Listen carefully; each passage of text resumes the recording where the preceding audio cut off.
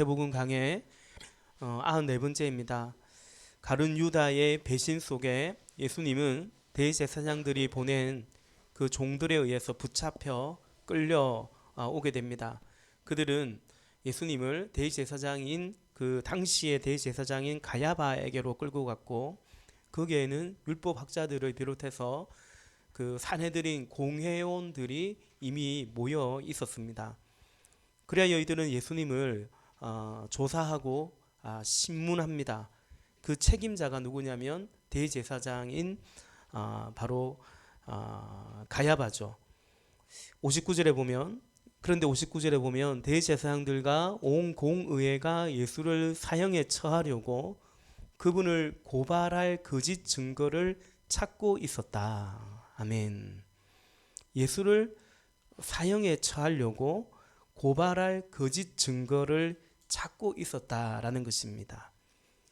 이 조사해보고 신문해보고 과연 어떤 잘못을 했는지, 그래서 어떤 판결을 내려야 되는지, 그게 이제 순서고 그게 맞는 것인데, 지금 지금 이들이 어떻게 합니까? 예수를 사형에 처하고자 이미 답을 정해놓고 결론을 정해놓고 있었다라는 것입니다. 따라서 지금 이렇게 신문을 하고 하는 것은 그냥 통과 의례일 뿐이고, 이미 이들은 답을 정해놓고 결론을 정해놓고 있었다라는 것을 보게 되죠. 사실 이 산헤드린 공회가, 이 대제사장들이요, 종교 권력자들이요, 진짜 원하는 것은, 사실 이들이 바라는 것은 이런 거겠죠. 예수가 어떠한 율법을 어겼고, 그래서 율법에 의해서 돌로 쳐 죽이고, 사실은 그러면 딱 좋을 것 같은데, 근데 당시 이들은 이미 로마 제국의 통치를 받고 있었기 때문에 그럴 수는 없었죠. 그럴 만한 권한은 없었던 것입니다. 그래서 총독에게 고발을 해서 그 총독이 빌라도죠, 사형을 언도하도록 선고하도록 그걸 이제 노리고 있는 것입니다.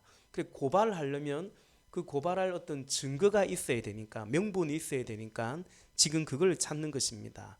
이미 참이냐 거짓이냐 맞냐 틀리냐 그건 중요하지 않습니다.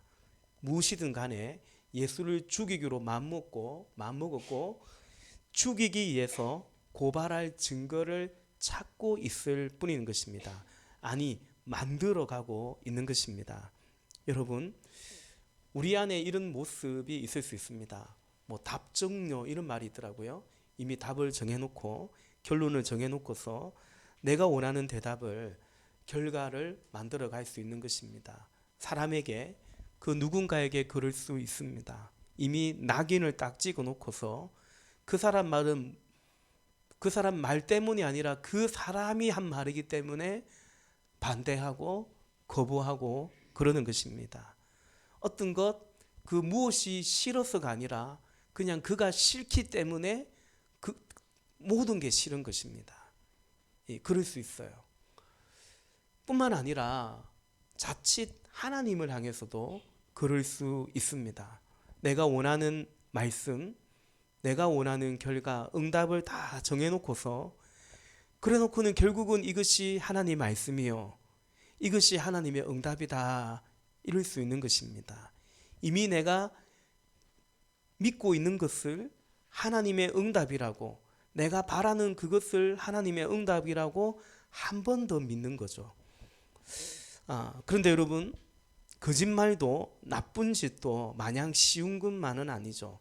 이게 예수를 그렇게 고발해야 되는데 증거를 찾는데 말을 맞추려고 하는데 잘 안 됩니다. 그러다가 드디어 여러 사람이 그나마 같은 증언을 하는 그 증언을 찾아내게 됩니다. 60절, 많은 사람이 나서서 거짓 증언을 하였으나 쓸만한 증거는 얻지 못하였다. 근데 마침내 두 사람이 나서서 61절 말하였다. 이 사람이 하나님의 성전을 허물고 사흘 만에 세울 수 있다고 하였습니다. 아멘.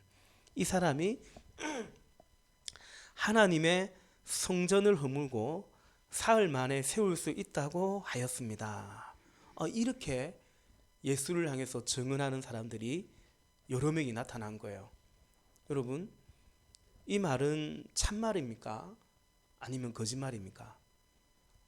예수님이 이 말을 한 적이 있습니까? 없습니까? 네. 요한복음 2장 19절에 보니까 예수께서 그들에게 말씀하셨다. 이 성전을 허물어라.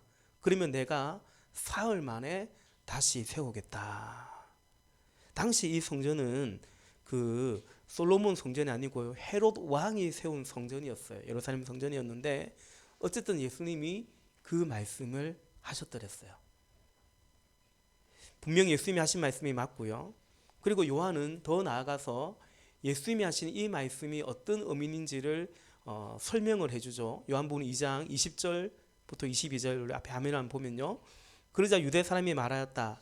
예수님이 성전을 허물어라. 내가 3일 만에 다시 세우겠다고 하니까 그 말을 들었던 유대 사람이 말하는 거죠. 이 성전을 짓는데, 이 헤롯 성전을 짓는데 46해나 46년이나 걸렸는데 이것을 당신은 사흘 만에 세우겠다고요. 21절 그러나 예수께서 성전이라고 하신 것은 이건 이제 요한의 이제 설명입니다. 자기 몸을 두고 하신 말씀이었다. 22절 제자들은 예수께서 죽은 사람들 가운데서 살아나신 뒤에야 그가 말씀하신 것을 기억하고서 성경 말씀과 예수께서 하신 말씀을 믿게 되었다. 아멘. 예, 스가랴 말씀까지 같이 우리가 좀 봐야 되는데 너무 그러면 또 시간이 지날 것 같아서 하여튼 예수님 구약의 그 성경 말씀과 예수께서 하신 말씀을 제자들조차도 예수님이 부활하신 뒤에야서야 깨닫고 믿게 되었다라는 것입니다.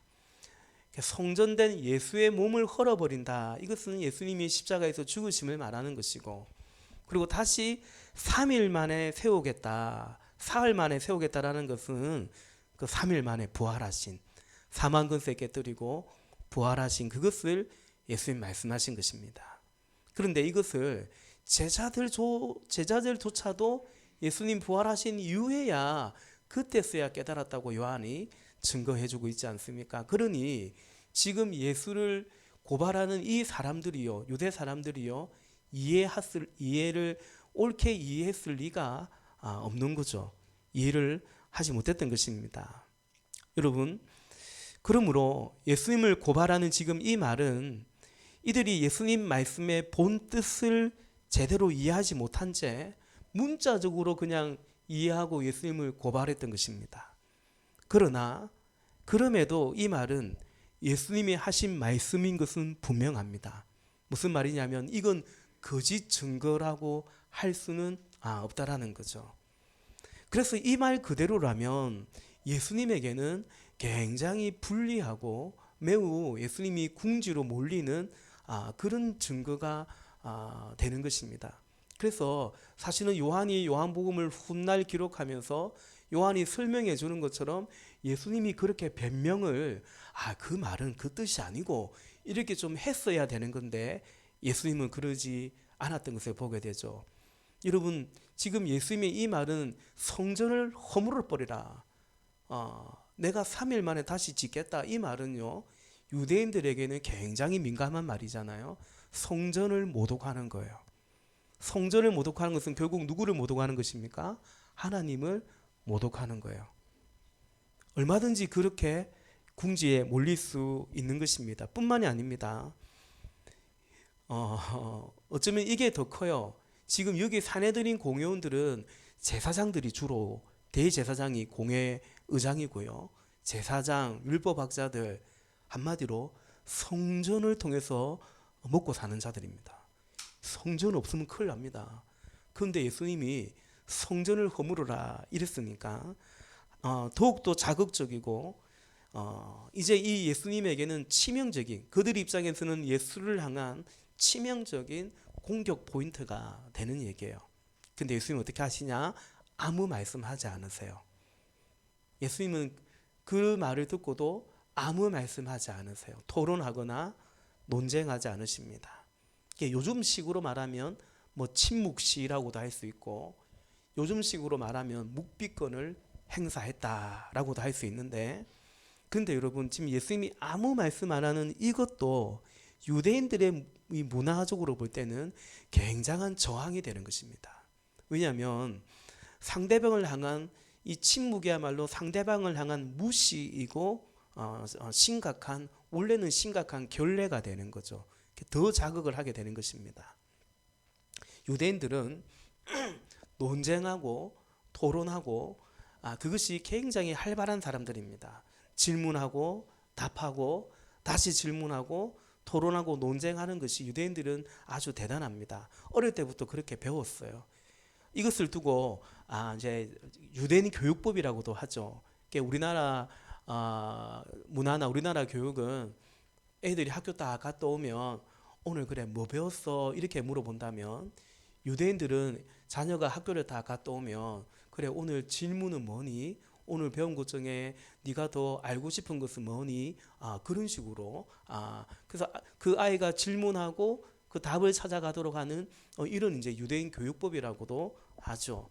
이런 유대 문화 속에서 오늘 예수님이 그냥 특히 당신에게 정말 불리한 말을 듣고서도 잠잠히 계십니다. 아니나 다를까 대제사장도 예수님께 그 말을 해요.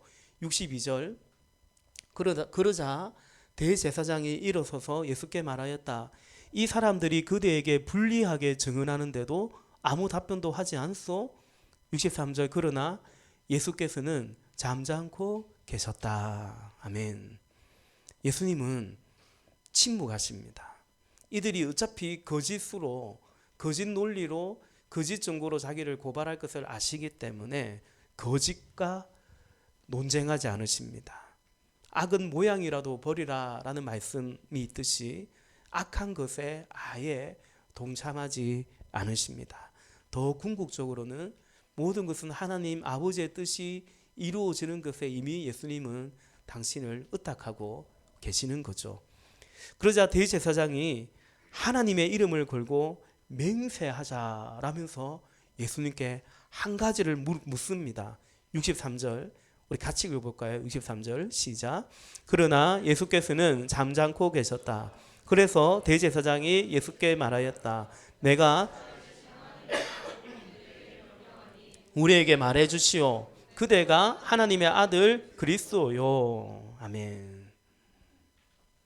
이거 하나는 내가 딱 진짜 묻는데, 우리 이거 하나님 이름 걸고 한번 나도 물을 테니까 당신도 한번 답을 해라.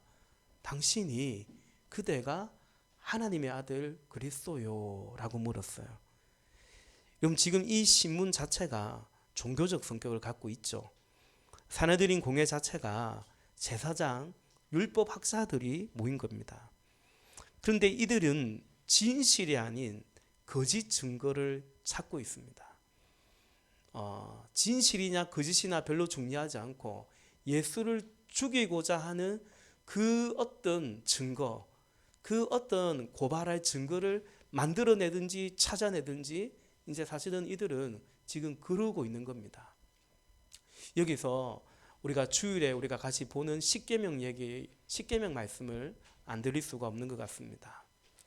지금 이 사내들인 공회 자체가 십계명의 구계명인 거짓 증거의 그 계명도 어기고 있고요. 그리고 지난 주일에 봤던 것처럼 지금 이 대제사장이 거짓 증거를 찾으려고 하면서 하나님의 이름을 내걸고 있습니다. 세 번째 계명인 하나님의 이름을 함부로 네 마음대로 망령되이 일컫지 말라라는 그 계명도 범하고 있는 것입니다. 그런데 여러분, 지금 이 사내들인 공회원들이 대제사장 아무런 갈등, 고민 이런 거 없습니다. 술술 하고 있습니다.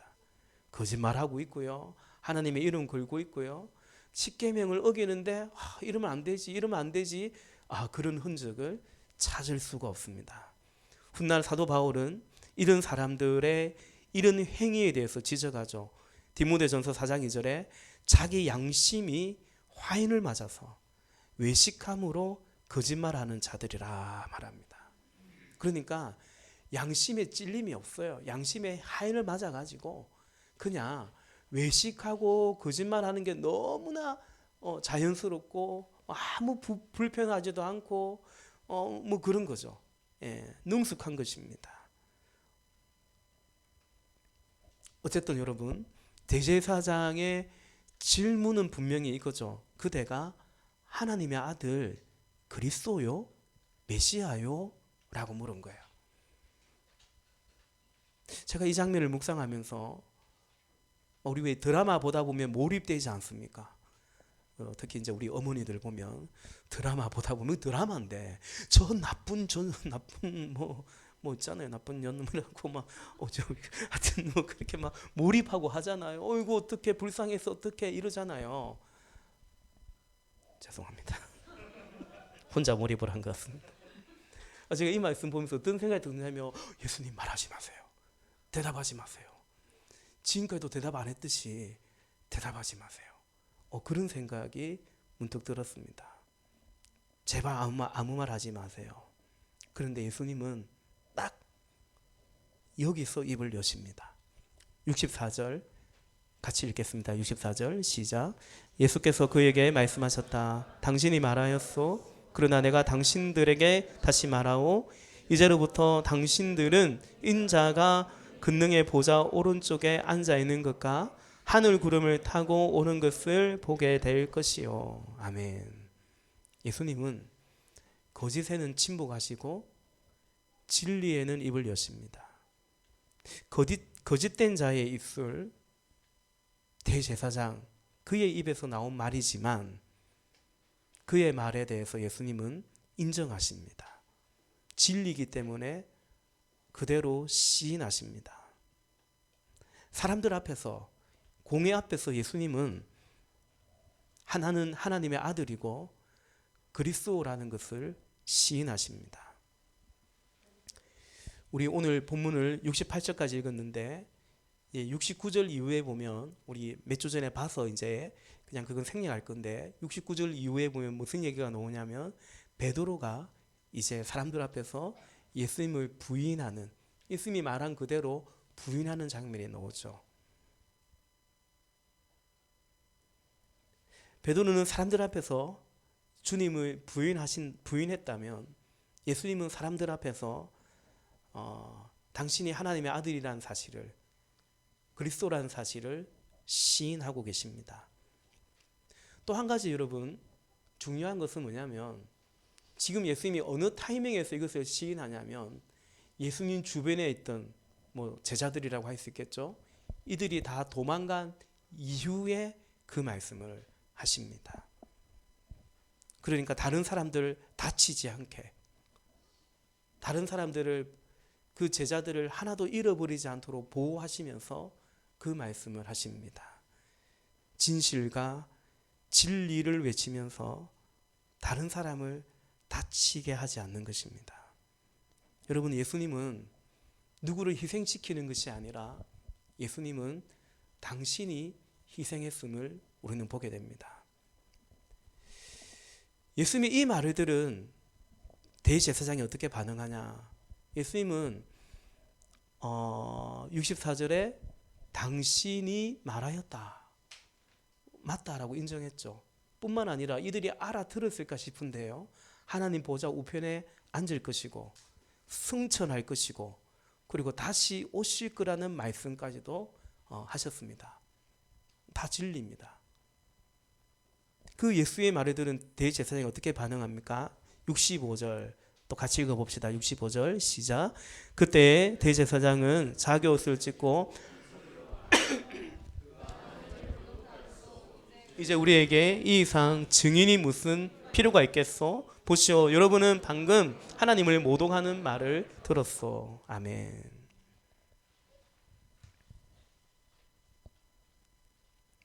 대제사장은요, 자기 옷을 찢고 큰 소리를 외칩니다.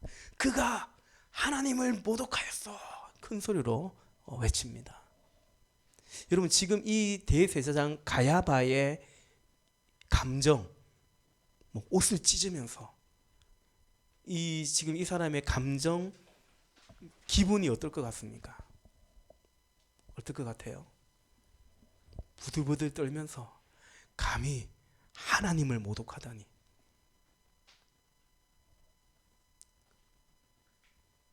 원래는 여러분 그런 어떤 분노 혹은 우리가 옷을 언제 찢냐면 단식, 이 내 죄를 어찌할꼬 하며 비통함, 극심한 슬픔. 원래는 유대 문학에서 옷을 찢는 것은 이제 그런 거거든요. 그런 감정의 행동인데 지금 이 가야바의 옷을 찢고 소리를 지르는 이 행동이 그런 감정이었을까?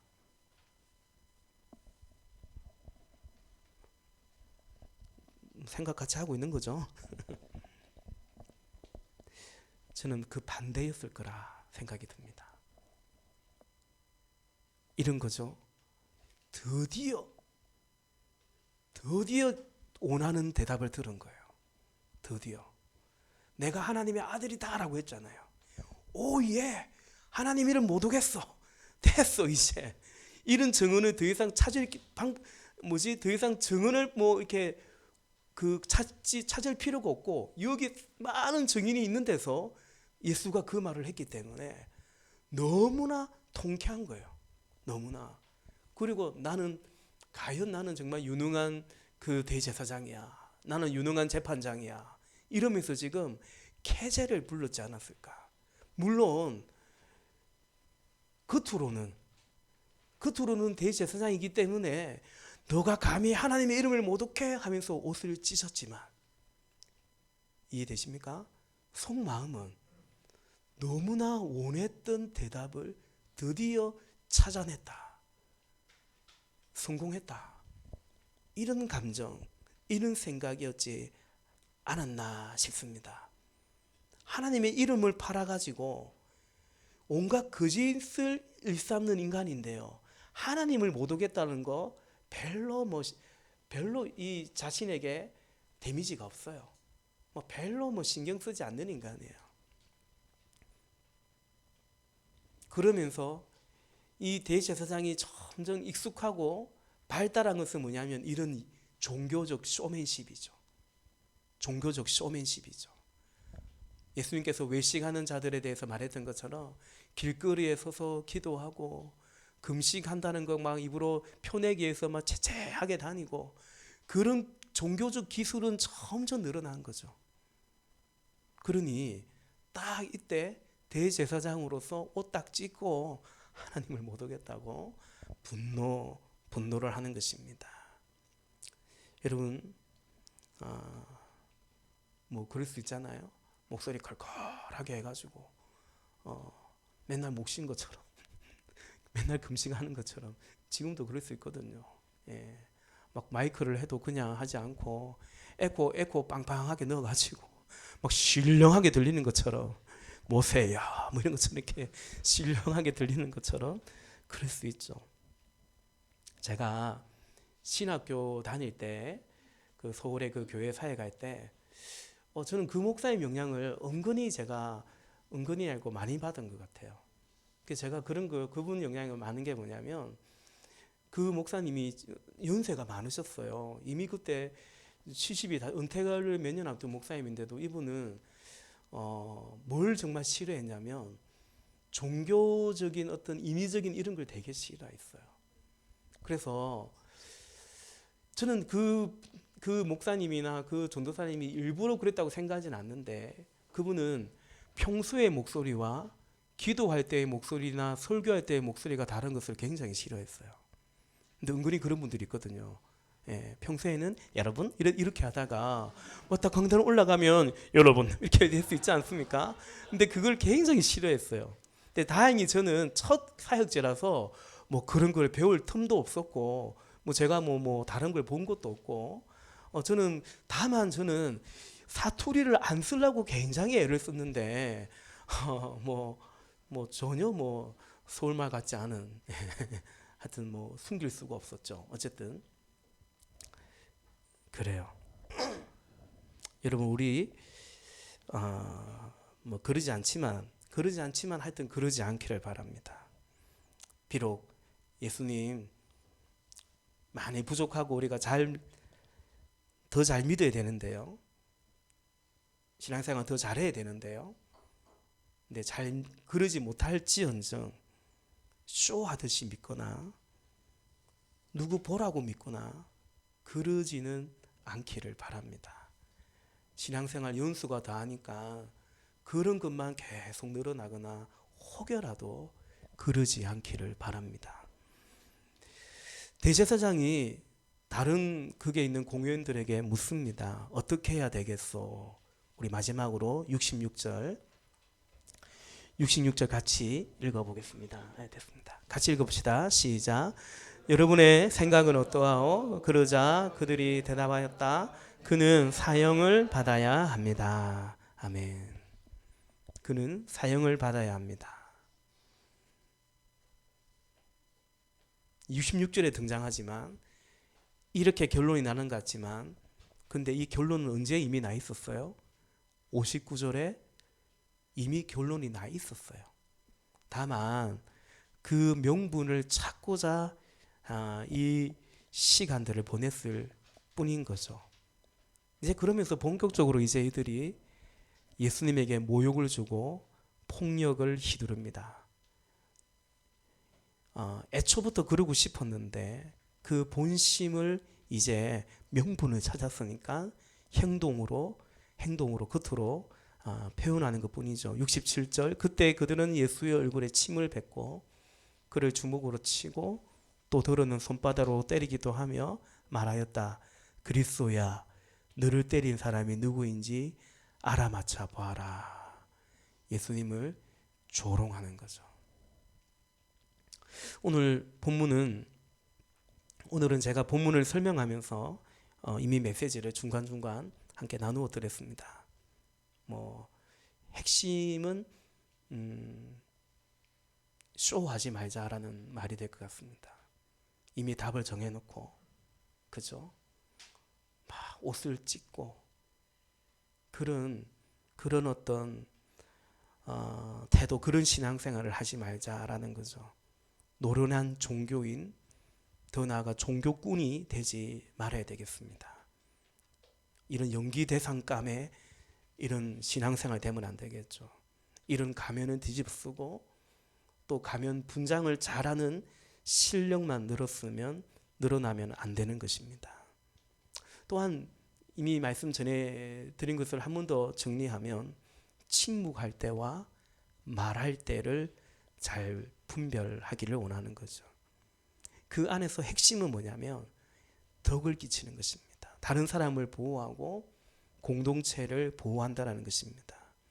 예수님은 제자들이 다 물러가게 한 다음에 내가 당신들이 죽이고자 하는 바로 그 그리스도요. 그렇게 시인했던 것입니다. 여러분, 신앙 성숙한 사람들은요, 특별히 교회 공동체 안에 성숙한 리더들, 성숙한 성도들은 교회를, 목회자를 어쨌든 보호합니다. 그래서 이 옳다 그르다 그게 아니라 결국은 내가 십자가 지고 내가 희생하고 그것이 정말 성숙한 신앙인 것입니다. 오늘 우리는 예수님을 통해서 그것을 또한 잘 배워야 됩니다. 끝으로 한 가지만 더 본문을 정리하면서 말씀드리고자 하는데요. 빌립보서 3장 12절 말씀에 나는 이것을 이미 얻은 것도 아니며 이미 목표점에 다다른 것도 아닙니다. 그리스도 예수께서 나를 사로잡으셨으므로 나는 그것을 붙들려고 쫓아가고 있습니다. 사도의 고백이죠. 그리스도 예수께서 나를 사로잡으셨으므로 나는 그것을 붙들려고 더 주님께 매인 바 되고 주님께 붙잡힌 바 되고 그 주님을 쫓아가려고 그러고 있다라는 거죠. 주님께 사로잡히고 그 주님을 붙잡고 그 주님을 쫓아가는 우리 모두가 되기를 바랍니다. 오늘 본문은 반대죠. 예수를 붙잡아 끌어와가지고 예수를 무릎 꿇치가지고 예수를 심판하고 있는 거 아닙니까? 오늘 이 사람들은 반대로 하고 있는 거예요. 종말의 날에 모든 생명을 심판하실 그 주님을 이들은 지금 감히 신문하고 판결을 내리고 있는 거죠. 이건 틀린 거죠. 여러분, 이 모든 오늘 본문의 이 모든 장면들은 다 뒤집히게 되는 겁니다. 누가 누구에게 끌려오겠습니까? 누가 누구의 보좌 앞에 심판대 앞에 서겠습니까? 그리고 누구의 심판이, 누구의 판결이 끝날에 이루어지겠냐는 거죠. 예수님이 심판주이십니다. 예수님께 우리는 예수를 끌고 오는 게 아니고요. 사도 바울의 고백처럼 그가 나를 사로잡고 그를 우리가 붙잡고 그를 쫓아가야 될 줄로 믿습니다. 저는 이 장면을 보면서 어쩌면 우리도 그럴 수 있다. 죄송해요. 그 생각을 해봐요. 한번 생각해 봅시다. 우리가 주님 앞에 무릎 꿇지 않으면 마치 주님께 추궁하듯이 막 달려들듯이 베드로가 예수님이 순환 예고를 했을 때 그러지 마십시오. 그런 일이 있으면 안 됩니다라고 했듯이 우리가 예수님께 무릎 꿇지 않으면 마치 예수님은 내 앞에 무릎 꿇치지는 않겠지만 예수님께 따지듯이 하고요. 하나님을 판단할 수 있는 것입니다. 하나님, 이래야 될 거 아닙니까? 하나님이면 이래야 될 거 아닙니까? 하나님 어떻게 그럴 수가 있느냐고 그럴 수 있는 거죠. 아무쪼록 우리를 살리려 십자가 고난 당하신, 우리를 구원하고자 이 공회 앞에서 침묵할 때 침묵하시고 시인할 때 시인하신, 그래야 십자가 고난 당하신, 그리고 부활의 첫 열매가 되셔서